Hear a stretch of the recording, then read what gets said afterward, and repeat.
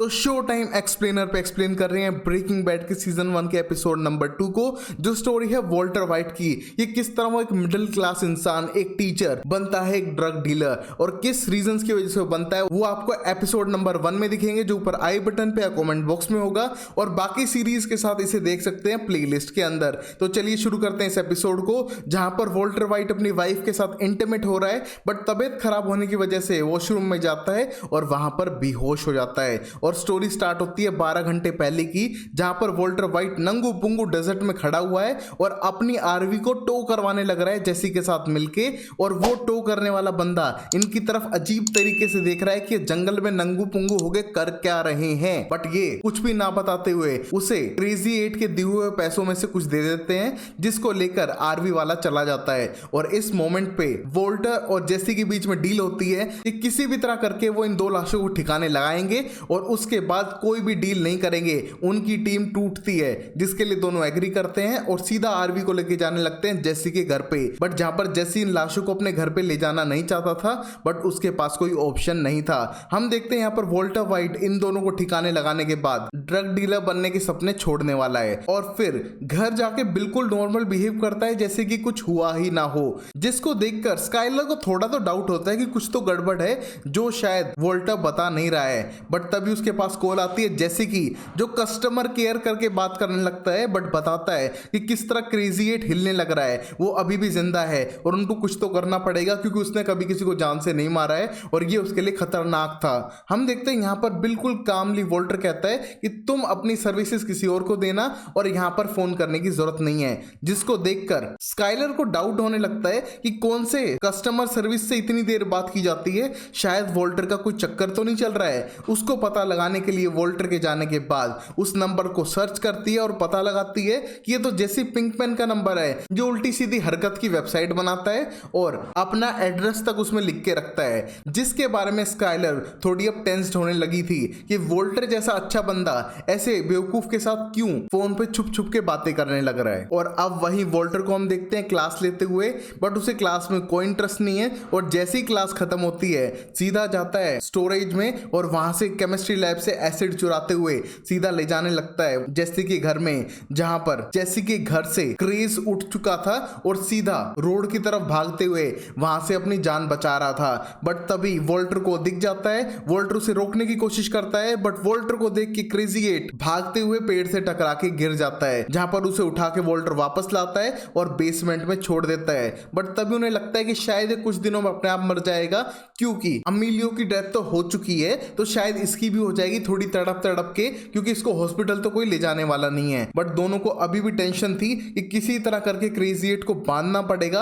अगर उसने पुलिस को कुछ इंफॉर्मेशन दे दी तो शायद उनकी जान तो पक्का जाने वाली है, जिसके लिए जेसी अपनी बाइक को लॉक करने वाले रोड से उसे बांध देता है और यहाँ पर प्लान करता है कि किस तरह अमीलियो की बॉडी को वो एसिड में डिसॉल्व कर देंगे, जिससे कोई सबूत बचेगा ही नहीं। और उसको करने के लिए वो टॉइन टॉस करते हैं, जहां पर जेसी को ये करने के लिए एक बड़े से प्लास्टिक टब को खरीद के लाना था, जहां पर वो बार बार वॉल्टर से पूछने लग रहा है कितना बड़ा डिब्बा चाहिए, किस मटेरियल का चाहिए, जहां पर वॉल्टर उसे बता बता के पक चुका है, क्योंकि जेसी बहुत ही ज्यादा डम और बेवकूफ है। और गाइस वैसे जेसी कर भी रहा है ऐसी हरकतें, खुद डिब्बे में बैठ बैठ के देख रहा है कि वो फिट आता है कि नहीं, बट उसे ऐसा डिब्बा कोई सा भी नहीं मिला और बिना उसके वो वापस घर आने लगता है, जहां पर वॉल्टर की जिम्मेदारी थी क्रेजी 8 को जान से मारने की। बट हम देखते हैं वॉल्टर थोड़ा हिचकिचाने लगता है और नीचे देख के आता है कि किस तरह वॉल्टर अभी भी जिंदा है और उसे पहचान पा रहा था। और यहाँ पर वॉल्टर उस पर दया दिखाते हुए उसको फूड, वाटर और शिट बॉक्स दे के आता है,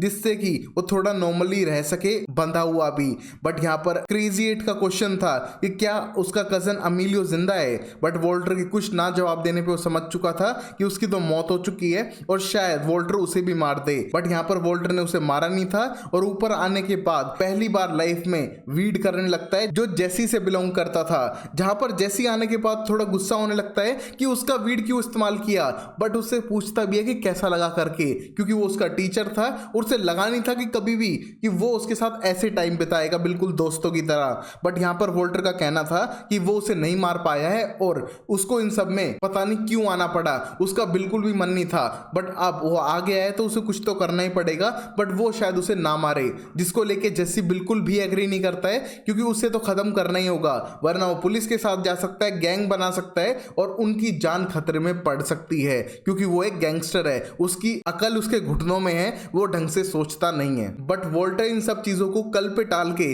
सीधा अपने घर जाने लगता है, क्योंकि उसे अपनी वाइफ को चेकअप के लिए लेके जाना था। और यहाँ पर गाइस वॉल्टर को होने वाली है एक बेटी, और वो खुश हैं क्योंकि गाइस ये हरियाणा नहीं है, अमेरिका है, जहाँ पर बेटी होने पे भी लोग बहुत ज्यादा खुश होते हैं। और इन सब को देखते हुए स्काइलर उससे पूछने लगती है कि किस तरह वॉल्टर आजकल उससे झूठ बोल रहा है, कुछ तो छिपाने लग रहा है, पूरी रात को बाथरूम में क्या कर रहा था, और ये जेसी पिंकमैन कौन है। हम देखते हैं यहाँ पर वॉल्टर एकदम टेंस्ड हो चुका था कि अगर ये जेसी के बारे में जानती है तो शायद इसको सब कुछ ना पता चल जाए। इसलिए वॉल्टर कहता है कि हाँ, मैं थोड़ा स्ट्रेस्ड आउट हूँ चीजों को लेके, इसीलिए मैं गांजा फूकने लग रहा हूँ जो मैं जेसी से खरीदता हूँ। और ये सुनने के बाद स्काइलर को गुस्सा आता है कि कैसे कर सकता है वो ये सब 16-17 साल के बच्चे करते हैं, और उसका ब्रदर इन लॉ डीएई का एजेंट है, तो ऐसा वो कर भी कैसे सकता है। ये बहुत ही ज्यादा बचकाना हरकत है। हम देखते हैं इस बात पे कुछ भी रिएक्ट नहीं करता है वॉल्टर, बट बोलता है कि उसे कुछ टाइम चाहिए, वो थोड़ा स्ट्रेस आउट हो चुका है सब चीजों को लेके, तो उसको कुछ रिलीफ करने के लिए चाहिए था,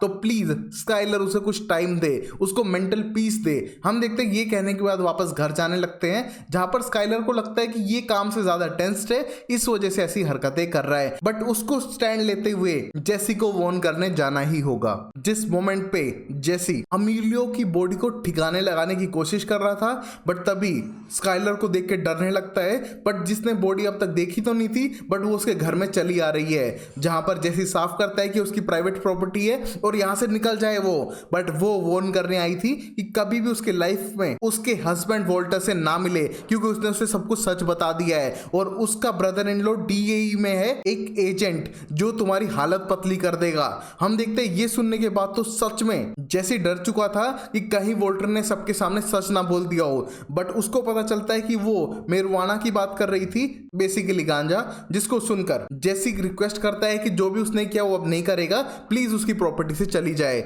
जहां पर स्काइलर उसे वॉर्न करते हुए चली तो जाती है, बट बॉडी को देख नहीं पाती है, जिसको देखकर जेसी रिलीफ फील करता है और उस बॉडी को सीधा अंदर लाने के बाद अपने टब में डालकर एसिड के साथ डिसॉल्व करने की कोशिश करता है और वेट करता है वॉल्टर के आने का, क्योंकि पहली बार उसने सब किया है तो बहुत ज्यादा ट्रॉमेटाइज है और वॉल्टर की हरकतों से बहुत ज्यादा गुस्सा है। किस तरह उसने उस पर इल्जाम लगा दिए वो बिल्कुल भी सही नहीं था, और अगर उसकी वाइफ उसके ब्रदर इन लोगों को लेके आ जाती जो डीएई में है तो शायद उसकी जान भी जा सकती थी। और उसने अब तक बताया क्यों नहीं है कि उसका ब्रदर इन लॉ डीएई में है। बट हम वॉल्टर को देख पाते हैं जो पहले ही स्ट्रेस्ड आउट है और एक्सप्लेन करता है कि किसी को कुछ नहीं पता चलेगा। उसकी वाइफ को डाउट हुआ तो उसने मेरुआना का एग्जांपल ले लिया, वो बेटर है 2 लोगों को मारने वाली इंसिडेंट को बताने से। जहां पर अब जेसी इन सब चीजों से फ्रस्ट्रेट हो चुका था और डांटने लगता है वॉल्टर को कि किस तरह वो उसको इन चीजों में फंसाने लग रहा है, और उसको प्लास्टिक का टब लाने के लिए कहा था। क्या जरूरत है टब की, जब उसका बाथ टब रेडी था।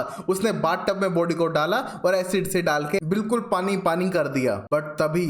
वॉल्टर शॉक में देखता है जेसी को कि उसने उसकी केमिस्ट्री क्लास से कुछ भी नहीं सीखा क्या, उसकी जान खतरे में पड़ सकती है, और जाने लगता है ऊपर की तरफ देखने के लिए कि उसके स्टूडेंट ने क्या कांड किए हैं। बाथ टब को चेक करने के लिए जाता है, बट जाने से पहले ही बाथ टब के नीचे से पूरे फ्लोर पे ब्लड टपकने लग रहा था एसिड के साथ मिल मिलकर, जिसको देख के वो समझ चुका था कि उसके स्टूडेंट ने काम कर दिया है, क्योंकि एसिड स्टोन सिरामिक बाकी चीजों से रिएक्ट करता है। और तभी जेसी को बुला के समझाने की कोशिश करता है कि बाथ टब के पास भी ना जाए, जहां पर बाथ टब टूट के नीचे गिर जाता है और पूरी जगह अमीलियो की बॉडी डिसॉल्व हुई उनके सामने थी, जिसको देख के दोनों डिस्गस्टिंग फील करते हैं, बट उन्हें साफ तो करना ही होगा। और अब देखते हैं अगले एपिसोड में वो करते क्या है क्रेजी 8 का। बट तब तक के लिए एंडिंग सीन में हम देखते हैं उसी डेजर्ट की प्लेस को जहां पर उनने अपने मास्क फेंके थे, बट उस प्लेस पे आती है एक बच्ची जो उस मास्क को उठाती है और अपने साथ ले जाती है। शायद इसकी वजह से उनकी जान खतरे में पड़ सकती है या फिर नहीं, देखते हैं अगले एपिसोड में। तब तक के लिए वीडियो को लाइक करें, चैनल को सब्सक्राइब करें और कमेंट करें जिससे कि मैं आपको शाउट आउट दे सकूं। तब तक के लिए take care, bye bye, sayonara and Tata.